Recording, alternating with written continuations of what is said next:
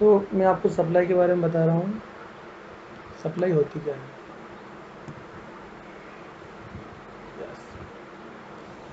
देखो, supply supply की meaning ये है कि हम सप्लाई से हम डिसाइड करेंगे कि किस चीज़ के ऊपर जीएसटी लगेगा, किस चीज़ के ऊपर जीएसटी नहीं लगेगा।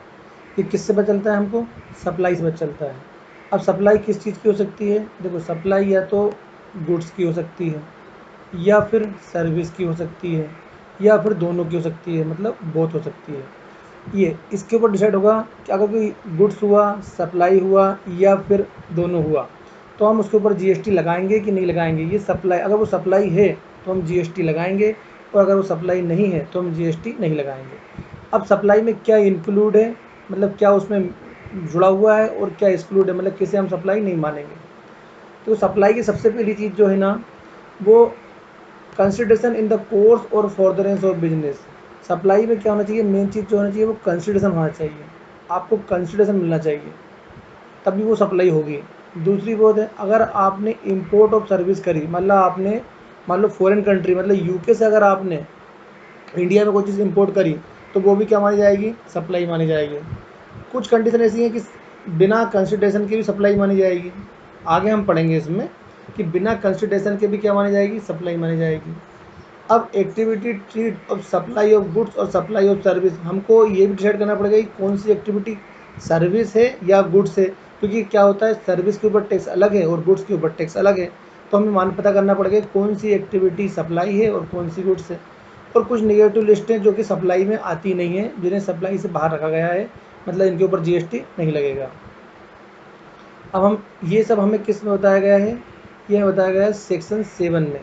सेक्शन 7 जो है ना, वो हमारा सप्लाई का सेक्शन है, सीजीएसटी एक्ट। देखो, इसमें भी क्या है, दो एक्ट हैं, एक सीजीएसटी एक्ट, एक एचजीएसटी एक्ट। एक तो सीजीएसटी एक्ट के जितने भी हम सीजीएसटी पढ़ लेंगे, सेम टू सेम वो हमारा एचजीएसटी का है, और वही सेम टू सेम हमारा क्या है? आईजीएसटी का है।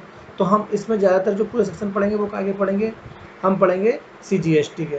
तो हमारा आईजीएसटी और वो ऑटोमेटिक हो जाएगा। बस कुछ डिफरेंट सेक्शन है आईजीएसटी के। अब चलो मैं आपको समझाता हूँ। सबसे पहली चीज़ है क्या? Supply for consideration in the course और फॉर्दरेंस ऑफ बिजनेस। ये हमें बताता है 7(1) का ए बताता है कि सप्लाई फॉर कंसिडरेशन, मतलब सप्लाई किसके लिए होना चाहिए? कंसिडरेशन के लिए होना चाहिए। देखो, इसमें आप यहाँ देख रहे हो कि सप्लाई में क्या क्या इंक्लूड है। अगर सुनो, अगर आप सेल करते हो तो सप्लाई मानी जाएगी। आप कोई चीज़ को ट्रांसफ़र करते हो, सप्लाई मानी जाएगी। बार्टर करते हो, एक्सचेंज करते हो, एक दूसरे से बदलते हो, या लाइसेंस, या आप किराए पे देते हो, या आप लीज पे लेते हो, या आप डिस्पोजल करते हो, ये सभी क्या मानी जाएगी? सप्लाई मानी जाएगी। लेकिन सप्लाई कब मानी जाएगी? जब आपको कंसिडरेशन मिलेगा। कंसिडरेशन का मतलब होता है, मतलब आपको पैसा मिलेगा, मनी मिलेगी। और किस में होना चाहिए सप्लाई? जब मानी जाएगी जब वो इन द कोर्स ऑफ बिजनेस, मतलब वो बिजनेस के लिए की गई हो, तो वो सप्लाई मानी जाएगी। तो मैं आपको समझ में आ गया। सप्लाई, और सप्लाई में क्या क्या है? Sale, transfer, barter, exchange, licence, लेंटर, रीच। और किसके लिए होना चाहिए? कंसिडरेशन के लिए होना चाहिए। और किसके उसमें होना चाहिए? बिजनेस में होना चाहिए, है ना। विदाउट बिजनेस सप्लाई नहीं माना जाएगा उसको। अगले चार्ट आ जाओ आप। अब देखो, ये है सप्लाई। सप्लाई किसके लिए होना चाहिए? कंसिडरेशन के लिए होना चाहिए। दूसरा, बिजनेस के लिए होना चाहिए। समझ में? सप्लाई किसके लिए? दो मेन चीज़ याद रखो, कंसिडरेशन, दूसरी चीज़ इन द कोर्स और फॉर्दरेंस ऑफ बिजनेस के लिए होना चाहिए। अगला आएगा हमारा, देखो अब हम क्या करते हैं, अगली जो आपको मैं बता चुका हूँ, इंपोर्ट करते हो जो आप इंपोर्ट करते हो, वो भी सर्विस माना जाएगा। वो भी क्या माना जाएगा? सप्लाई माना जाएगा। देखो उसमें लिखा है weather or not in the course और फॉर्दरेंस ऑफ बिजनेस। चाहे आप बिजनेस के लिए इंपोर्ट करते हो, मतलब आप क्या करते हो, जैसे आप अमेरिका से, यूके से कोई चीज़ आपने इंपोर्ट करी, मतलब आप क्या लाए? इंडिया में लाए, तो उसे हम क्या मानेंगे? हम उसे सप्लाई मान लेंगे। चाहे वो आपने बिजनेस के लिए लाए हों, चाहे आपने पर्सनल यूज के लिए लाए हों। लेकिन अगर आपने उसमें कंसिडरेशन से लाए हो, मतलब मनी से लाए हो, तो हम क्या मान लेंगे उसको? हम उसको सप्लाई मान लेंगे। चलो देखते हैं स्टार्ट के हिसाब से। देखो, इम्पोर्ट ऑफ सर्विस, अगर आप कोई सर्विस लेते हो, आपने मान लो जैसे आपका लैपटॉप या ख़राब हो गया, उसका सॉफ्टवेयर मान लो कोई इंजीनियर अमेरिका में बैठा है, वो उसके ऊपर सब सर्विस देगा, तो आपने क्या करी, इंपोर्ट कर ली सर्विस। सर्विस के लिए दो चीज़ बहुत ज़रूरी है इंपोर्ट के लिए। पहली चीज़ कंसिडरेशन, अगर कंसिडरेशन है तो हम क्या मान लेंगे, उसको सप्लाई मान लेंगे, चाहे फिर वो बिजनेस के लिए की हो, चाहे वो बिना बिजनेस के लिए की हो। ठीक है, हम उसको क्या मान लेंगे, सप्लाई मान लेंगे। देखो उसमें लिखा है import of service for consideration whether or not in the course or for, चाहे बिजनेस के लिए हो चाहे बिजनेस के लिए ना हो, लेकिन तब भी हम क्या मान लेंगे, उसको सप्लाई मान लेंगे। Next, supply without consideration. देखो कुछ कंडीशन ऐसी है, ये 7(1)(c जो बताता है कि कुछ सप्लाई ऐसी हैं कि हम बिना कंसिडर मतलब बिना मनी के भी हम उनको सप्लाई मान लेंगे।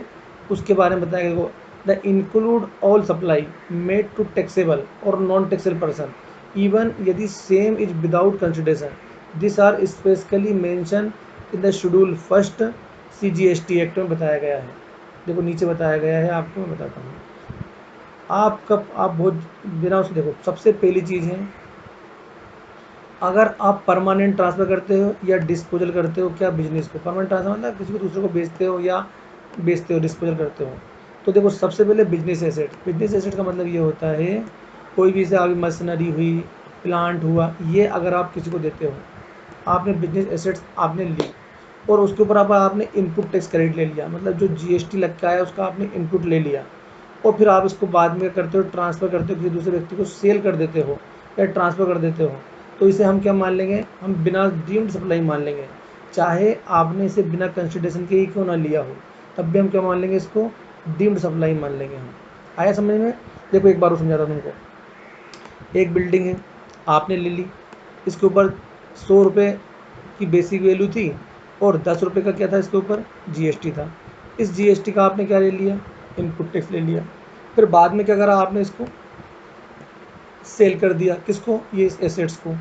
तो जो आप एसेट माना, अगर आपने बिना पैसे के भी अगर आपने इसे ट्रांसफ़र करा, तो हम इसे क्या मानेंगे, हम इसे सप्लाई मानेंगे और आपके ऊपर टैक्स हम लगा देंगे।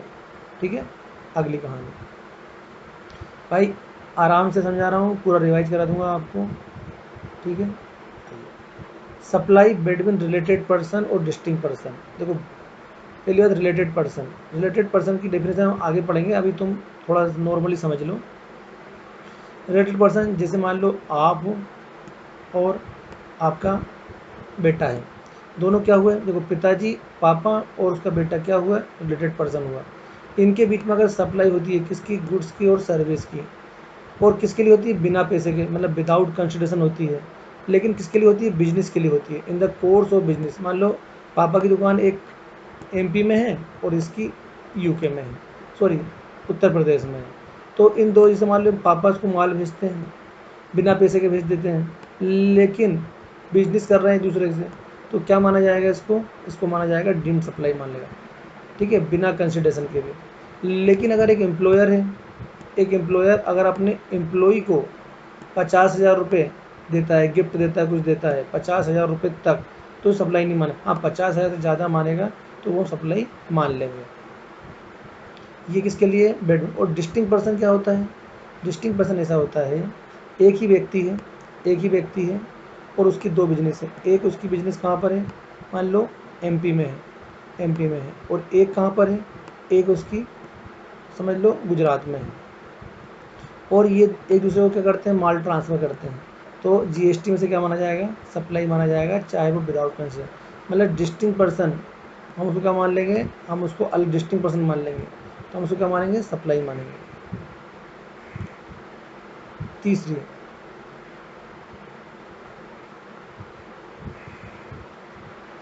Supply between principal to agent और एजेंट टू प्रिंसिपल। देखो उसमें क्या होता है, जैसे ये है प्रिंसिपल, अब ये प्रिंसिपल है और इस प्रिंसिपल ने सप्लाई करी गुड्स की, किसको करी, अपने एजेंट को करी, और एजेंट ने क्या करा, थर्ड पर्सन को बेच दिया वो माल। अब सप्लाई करी आपने गुड्स की on behalf of the principal. अगर ये एजेंट अगर मान लो ये एजेंट अगर प्रिंसिपल के नाम से अगर इनवॉइस बनाता है तो ये शेड्यूल 1 में कवर होगा। लेकिन यदि एजेंट अपने नाम से बिल बनाता है, ये इनवॉइस बनाता है, तो ये शेड्यूल 1 में कवर नहीं होगा। तो हम इसे क्या मानेंगे, सप्लाई मान लेंगे। या फिर अगली कहानी, अगला ये है, अगर मान लो प्रिंसिपल है, ये प्रिंसिपल है, अब ये थर्ड पर्सन है, तो ये थर्ड पर्सन क्या करता है, ये थर्ड पर्सन एजेंट को रिसीव करता है गुड्स, एजेंट थर्ड पर्सन से रिसीव करता है और प्रिंसिपल को भेजता है। इसमें भी अगर एजेंट अपने नाम से बनाएगा तो शेड्यूल फर्स्ट में, मतलब इसमें नहीं आएगा, मतलब विदाउट कंसिडर सप्लाई नहीं माना जाएगा। लेकिन यदि ये प्रिंसिपल के नाम से बनाता है तो हम इसे क्या मानेंगे, सप्लाई मानेंगे। लास्ट,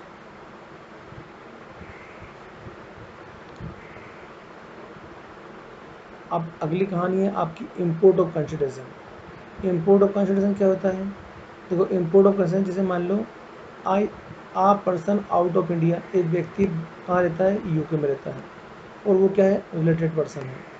और एक पर्सन कहाँ रहता है, इंडिया में रहता है। इस इंडिया के पर्सन का ये क्या है, रिलेटिव है, रिलेटेड पर्सन है।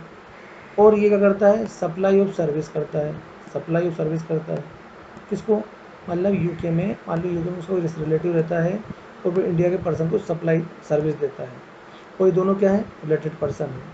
और अगर ये इन द बिजनेस में, अगर ये बिजनेस के लिए लेता है तो हम इसे क्या मान लेंगे, हम इसे सप्लाई मान लेंगे, क्या मान लेंगे, डीम्ड सप्लाई मान लेंगे। क्या, अगर बिना कंसिडरेशन के भी आया था। और हमने ऊपर क्या पढ़ा था, ऊपर पढ़ा था आप बिजनेस के लिए करो, अगर उसमें कंसिडरेशन अगर है तो हम सप्लाई मानेंगे ही सही, चाहे वो बिजनेस के लिए हो चाहे ना हो। लेकिन यहाँ क्या है, यहाँ बोला और ना कंसिडरेशन नहीं भी है, लेकिन अगर बिजनेस के लिए किया गया है तो हम उसे क्या मान लेंगे, डीम्ड सप्लाई मान लेंगे। अब देखो मैं आपको इस कंसिडरेशन के, इम्पोर्ट ऑफ कंसिडरेशन की तरफ बताता हूँ क्या है, समझना। जैसे आपने इंपोर्ट करी सर्विस, आपने क्या करी, इंपोर्ट करी सर्विस कर ली। एक तो क्या करी आपने विद कंसिडरेशन, मतलब मनी के लिए, और एक क्या करी आपने विदाउट कंसिडरेशन। देखो विद कंसिडरेशन के बताता हूँ, अगर वो इन द कोर्स और फॉर्दरेंस ऑफ बिजनेस है या नॉट इन द कोर्स और फॉर्दरेंस ऑफ बिजनेस है। मतलब अगर आपने मनी से खरीदी है, मतलब आपने पैसे से खरीदी हो, चाहे वो बिजनेस के लिए हो चाहे बिजनेस के लिए ना हो, हम क्या मानेंगे, टैक्सेबल रहेगी, क्या रहेगी, टैक्सेबल। लेकिन अगर मान लो आपने बिना कंसिडरेशन की सर्विस ली है, और किससे ली है, रिलेटेड पर्सन से, डिस्टिंक्ट पर्सन से, इन द कोर्स और फॉर्दरेंस ऑफ बिजनेस। आपका रिलेटिव मान लो यूके में बैठा है और आप उससे सर्विस ले रहे हो, किसके लिए, ठीक है, तो क्या हो जाएगी, टैक्सेबल हो जाएगी। लेकिन अगर आपका वो रिलेटिव नहीं है, अदर केस में आपका रिलेटिव नहीं है और उससे अगर आप सर्विस लेते हो किससे, बिना कंसिडरेशन के, तो उसके ऊपर टैक्स नहीं लगा होगा। आ गया, एक बार चलो मैं तुमको वो समझा देता हूँ, अगर कोई डाउट हो तो।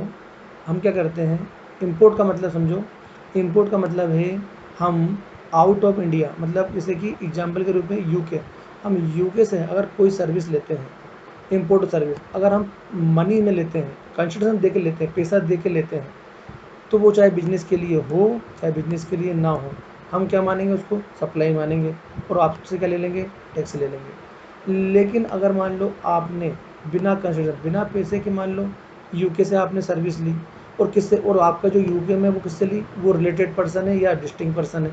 हम रिलेटेड पर्सन और डिस्टिंक्ट पर्सन को पहले समझ चुके हैं। और वो किसके लिए लेते हैं, अगर हम वो बिजनेस के लिए लेते हैं तो हम क्या मानेंगे, टैक्सेबल। अगर बिजनेस के लिए नहीं लेते हैं तो फिर टैक्सेबल नहीं मानेंगे। मान लो मेरा रिलेटिव यूके में बैठा है और मैं उससे क्या कर रहा हूँ, मैं सिर्फ अपने पर्सनल यूज के लिए कोई सर्विस ले रहा हूँ, तो वो हम उसमें सप्लाई नहीं मानेंगे उसको, हम उसके ऊपर टैक्स नहीं लेंगे। अगर मान लो हम बिना कंसिडरेशन के और वो हमारा रिलेटिव नहीं है तो हम उसको क्या मानेंगे, हम उसके ऊपर टैक्स नहीं लगाएंगे। आगे इसके बाद हम ये जानना है हमें, आगे आगे मैं आपको अगले वीडियो में बताऊंगा कि आगे आपको बताऊंगा कि कौन सी एक्टिविटी गुड्स मानी जाएगी और कौन सी एक्टिविटी सर्विस मानी जाएगी। मेरे नेक्स्ट वीडियो में आपको पता चलेगा कि कौन सी गुड्स मानी जाएगी, कौन सी एक्टिविटी सर्विस मानी जाएगी। और एक हम पढ़ेंगे कॉन्सेप्ट कंपोजिट सप्लाई का, composite supply section 8। Thank you, धन्यवाद। कैसा लगा इसके बारे में मुझे बताना आप।